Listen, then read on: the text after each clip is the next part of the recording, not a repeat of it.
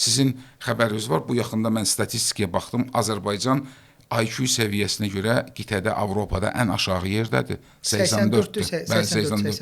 Hətta Türkmənistanda 86-dır. Bəli, çox aşağıdır. Amma 90-cı illərdə biz Türkiyədən də qabaqdaydıq. Bizdə IQ səviyyəsi. Və bu sırf təhsildə düşünməyə, araşdırmağa önəm vermədən, sırf düsturlar, test yalandan düsturlar əzbərlə, 300 dənə testlə əzbərlə, buna əsasən qurulmuş bir təhsil sistemidir. Və bu uşaqları bezdirir.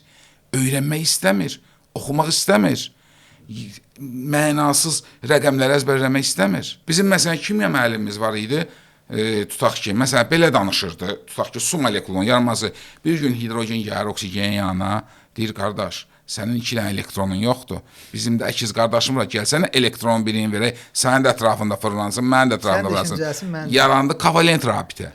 Sonradan oksigen yeri evdə fikirləşiyor, bunlar mənə allatdılar. Nətər olur ki, mənim atom yüküm 16-dır, bunlarınki 1-dir.